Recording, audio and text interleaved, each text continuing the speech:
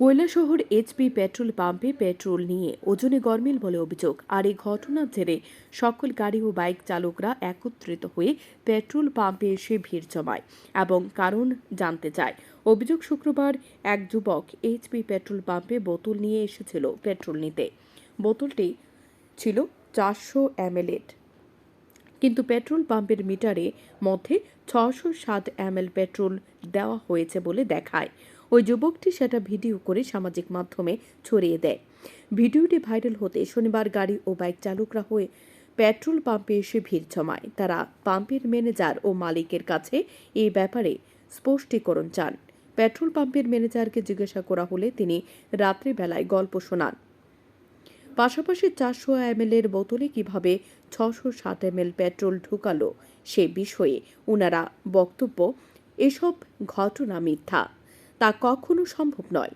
তবে এই ঘটনাকে কেন্দ্র করে গোটা কৈলাসহর মহকুমা জুড়ে তীব্র চাঞ্চল্য ছড়িয়ে পড়েছে। আপনারা কি কারণে এইচপি পেট্রোল পাম্পে আমরা গতকালকে একটা ভিডিও পাইছি আমরা কৈলাসহর এইচপি পাম্পের, যে আপনার একজনে বোতল নিয়ে আইছে।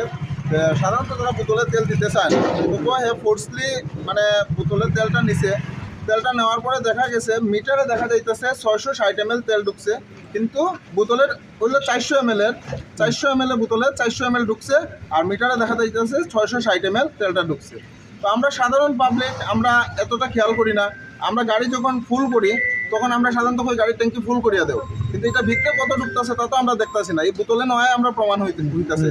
গতকালকে দেখা গেছে যে 400 ml বোতলে 660 ml দেখা গেছে, আর আজকে আমরা 500 ml বোতল আনছি, এটাতে 520-এর উপরে ট্যাঙ্কি বোতলটা ফুলই আবার পড়ছে এটা। হ্যাঁ, আজকে তো এটা কি ধরনের গাফলা হইতে পারে এটা সাধারণ পাবলিক তো বুঝতেই পারবো। আপনারা কি চাইতেছেন? আমরা চাইতেছি এটা সুস্থ তদন্ত হোক এবং আমরা সাধারণ পাবলিক যারা আছি তারা যাতে এরকম ফ্রডের ইয়ের থেকে আমরা বিরত থাকি। এর সাথে কি কথা কইছিলেন না? এর সাথে কথা কইছি, তারা সঠিক কইতে পারতেছে না। ডেনসিটি আপনার চেক করছি, আমরা টিস্যু পেপার চেক করছি, আজকে সবই ঠিক আছে, কিন্তু ডেনসিটি কিছুক্ষণ আগে দেখা গেছে 759 হইতেছে তারা পেট্রোলের মধ্যে, কিন্তু মিটারে দেখা গেছে 753।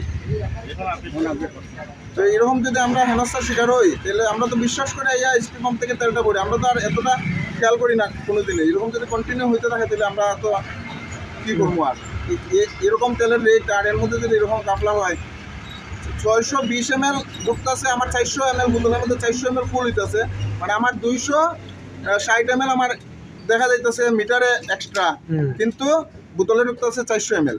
তা আমার যদি 660 ml আমি 400 ml পাইতেছি, আমি 1 লিটারে কত পাইব? আপনার নামটা? আমার নাম রূপায়ণ দত্ত।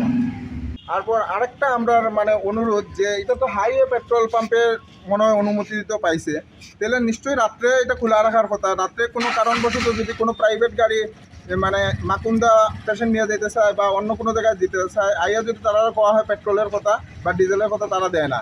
রাত্রে 10:30 অবধি খোলা থাকে, তারপর যদি কেউ রিকোয়েস্ট করে তাইলে আর হয় না। গত পরশুদিন তাইনের সাথেও সেম হয়েছে।